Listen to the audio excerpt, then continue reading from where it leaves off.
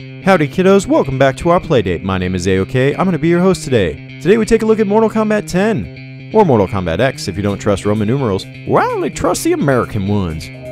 Well, I'm going to tell you, is this game any fun? Is it worth your hard-earned allowance? And finally, is this the best fighting game ever? Well, all that and mucho más on this edition of AOK Playdate.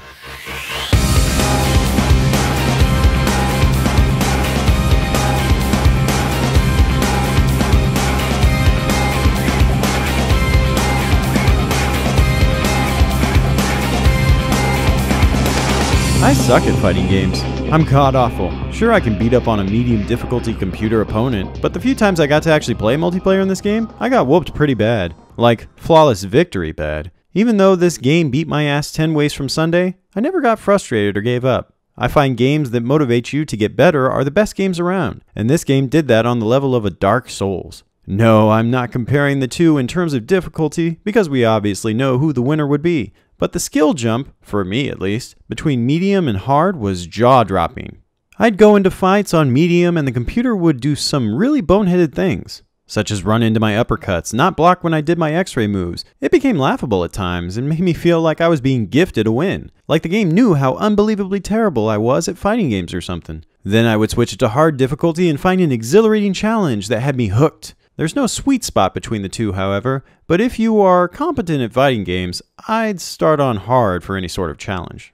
Let's talk about the story mode first. This is a fighting game, right? There's no story in fighting games. Well, this fighting game has a story, and it packs a punch. Pun intended, pun achieved. Sure, there were some tedious sections where the game forces you to switch to fighters that you just don't do well with, or their combos and moves seem so different from what a traditional fighter gives you. For example, Scorpion and Sub-Zero are very easy to use in this game. Kotal Khan? It's not so much. He's got a multitude of traps and power-ups, but his basic moveset is kind of difficult to use. Overall, the story delivers something you just don't get with other fighting games, but it could go so much further. There is one main format. Each chapter is split up Game of Thrones style, where you play as one character for 4 fights and through their part of the story. Some chapters are standouts, such as Scorpion's.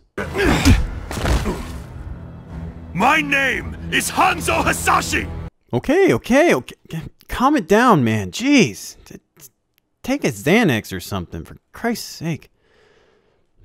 Anyways, other standout chapters include Devora, Raiden, Takeda, and Cassie. Some of the chapters are just boring, though, and are kind of just filler, such as Jackie and Sub-Zero. Cassie Cage has already stood out as a fan favorite. Not only is she a smartass like her dad, she connects with fans due to her edgy demeanor and great fatalities, such as knocking an opponent's jaw off and taking a selfie with them. It's nice to see Mortal Kombat evolve with the times. This game also includes the series' first gay fighter, Kung Jin, who is the cousin of Kung Lao. They don't beat you over the head with it either. They give it to you 1 second and then you head on to the next part of the story. I love that they did this. Give us just a bit of backstory and show us a side of the character that we didn't know about. And do it all in 1 or 2 sentences. It's both powerful and effective. The story also hooks you right off the bat in Chapter 1 by showcasing one of the best characters in video game history, Johnny Cage. His wisecracking, egotistical jabs are the comedy relief of Mortal Kombat, and he doesn't disappoint in MK10. What's your update from Colonel Flagg? He said, "Why are you bothering me?" And I said, "Because my ex-wife is a pain in the..." Where are you going? Also, the banter between fighters in the beginning, middle, and end of each fight is hit or miss, but the Cage family have the best lines, hands down. You're just like your father. I'll take that as a compliment. Just proved my point. Overall, the story takes a bit to get going, but once it does, it keeps its foot on the gas. There are some character deaths in this game, one of which was the highlight of the story for me, but with this franchise's history of resurrection and revenants, I wouldn't worry too much about it if your favorite character does bite the dust. Most of the characters just get the crap kicked out of them though, and don't hold much weight to the story. I'm looking at you, Ferritor, Kano, and sadly, Mileena. I was actually surprised that Mileena is such a pushover in this game, considering she is the leader of the Outworld Uprising against Kotal Khan. Rain, her right-hand man, was significantly more badass in this story than Mileena. Also, given the story of MK9, some fan favorites like Kitana, Kung Lao, and more noticeably Liu Kang don't have a part to play in this game. Liu Kang gets 1 fight in Raiden's chapter, but given what happened at the end of MK9, I was expecting much more of a resolution. I only have 2 gripes with the story, one of which is the ability for Johnny Cage to be immune to Shinnok's power due to his green aura. Why does his green aura make him immune? Because reasons.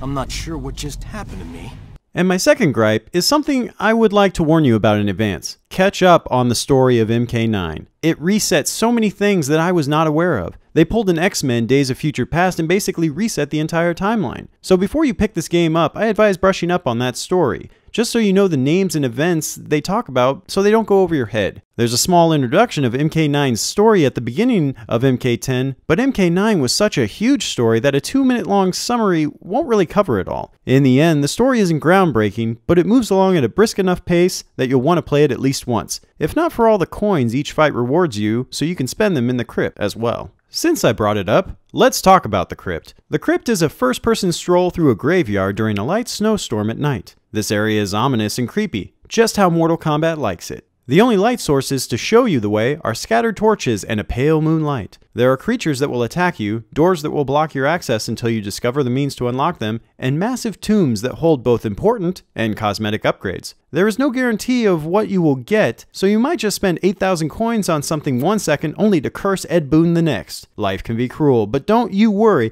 You can unlock all the crypt content for a mere $20. Yes, that's right, $60 wasn't good enough. How about you spend another $20 on our game? It's our good old friend, the microtransaction monster that we've come to know and love so well. Call me crazy, but I don't feel like I should have to leave my ability to do my favorite character's fatalities to chance and grinding. I also don't feel like I should have to spend an extra $20 to unlock content that diminishes the fun of the game the moment I hit the pay button. We'll get back to this later on. Oh yes, I think I feel a tantrum coming on. But for now, though, let's talk about another newcomer to the Mortal Kombat universe, factions. Factions allow a player to align themselves with one of 5 factions: the Lin Kuei, Special Forces, White Lotus, Brotherhood of Shadow, and the Black Dragon. What you do in the game contributes to your faction's overall points. Every week, the points are added up and a winner is announced. Rewards are handed out, and the cycle starts all over again. Many gamers have complained about the sheer numbers of the Lin Kuei, though, and how the faction system seems to be broken. I would tend to agree. But I joined the Lin Kuei, so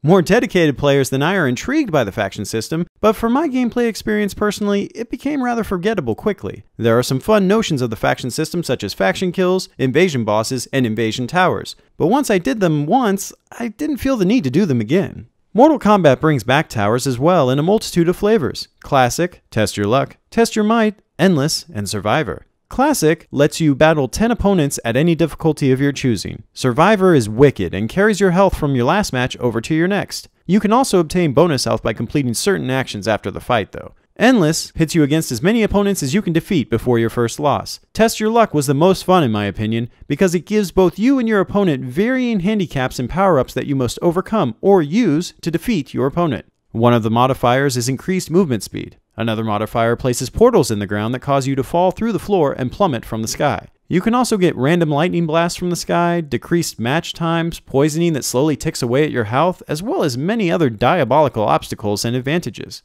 The worst tower of them all was Test Your Might. In this tower you break varying objects and each object becomes harder to break. This wasn't the case for me at all, as I would hold my Xbox One controller to where I would use my left thumb to press the X and A buttons together and my right thumb to press the Y and B buttons together. I would do this just to go back and forth between the two sets as fast as I could, and I would get within the red circle easily every single time. Something I figured out is that when you press the right trigger, it will allow you to end the challenge and strike at that very moment. This mode just comes down to pointless button mashing and offered no difficulty to me at all. I lost on purpose this one time to see what the penalty was, and it was without a doubt the best thing about Test Your Might. At the end, I was also given a new Sub-Zero costume. Thanks, NetherRealm. You shouldn't have. But let's go back to the happy place. The big ups this time goes to King of the Hill. This multiplayer mode allows you to watch other fights in a lobby as you wait for your turn. The winner stays up at top and the loser is sent to the back of the line to wait for their turn again. At the end of each match, the audience is allowed to pay their respects, which allows you to essentially rate the match. That rating is then added up amongst the audience and given to the fighters. It's a cool system, and since I was so terrible, for some reason I was given pity points. Even though I got selfied by my opponent, I spent the most time in this mode out of all the other multiplayer modes. Part of the reason for this was many of the other multiplayer modes didn't work at the time of my recording, but I haven't had that much fun online in quite some time.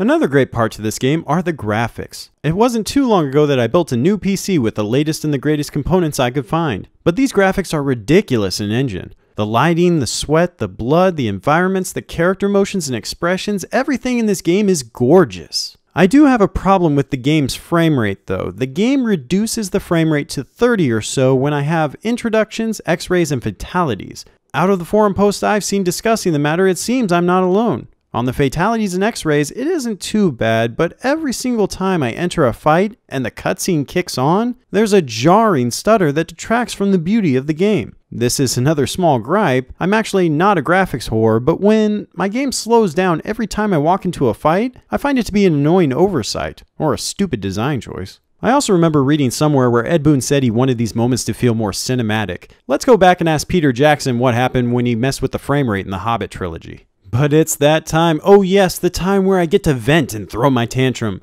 Fuck you, microtransaction monster. You are ruining the challenge and euphoria of games. The way the monster gets its fill in this game is with the easy fatality tokens. You might ask, AOK, what are these easy fatality tokens you speak of? Well, I'm glad you asked. You can buy tokens that allow your fatalities to be easier. And by easier, I mean absolutely bullshit easy. When you have one or more of these tokens and the message "Finish him" flashes on the screen, you simply have to stand up close, or at a distance depending on the fatality, hold down the right trigger and press one other button.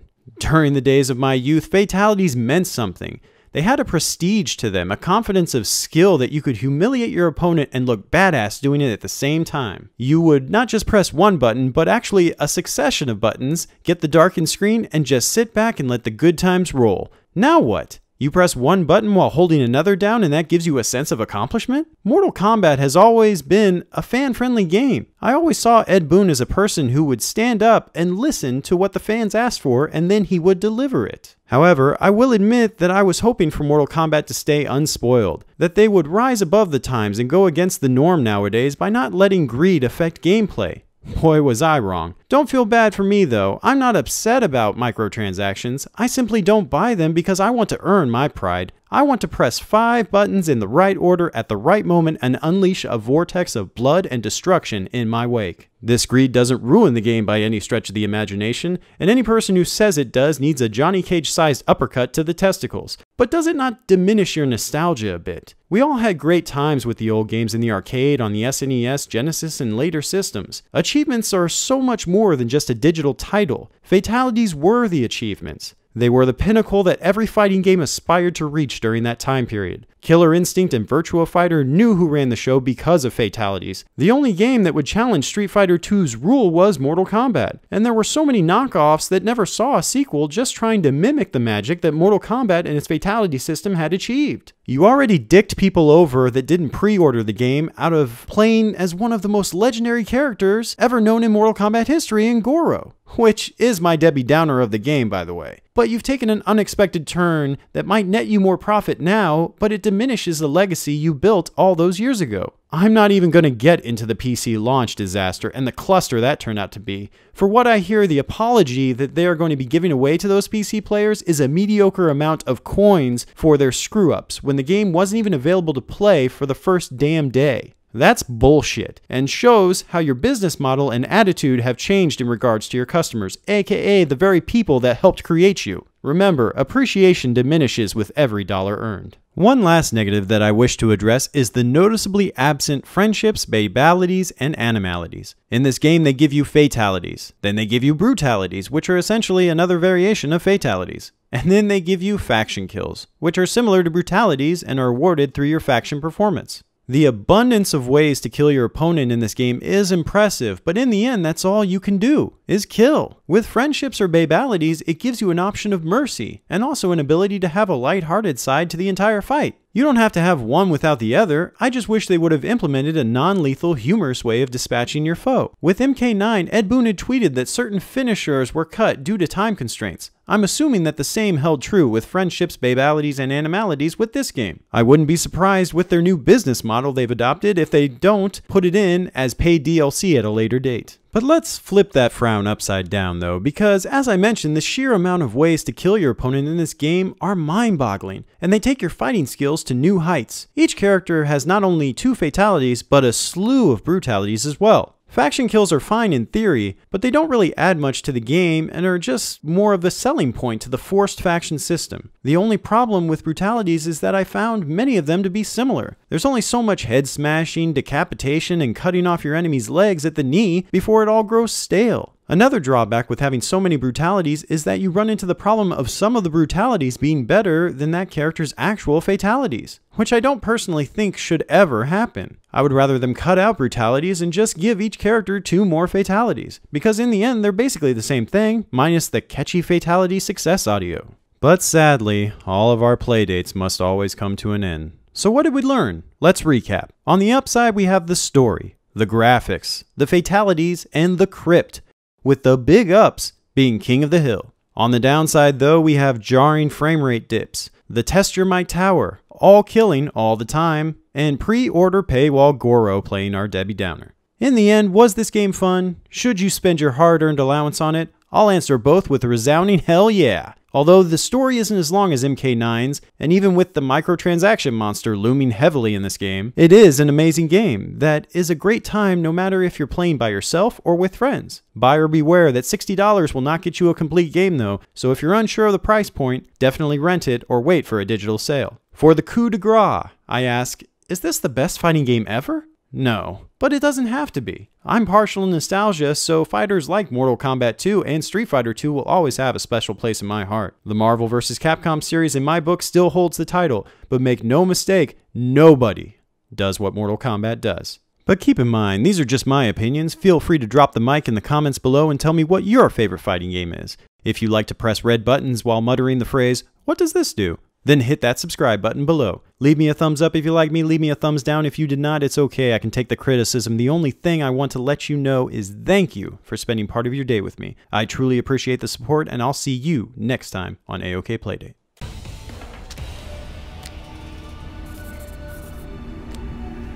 I'd frame that. Johnny Cage wins.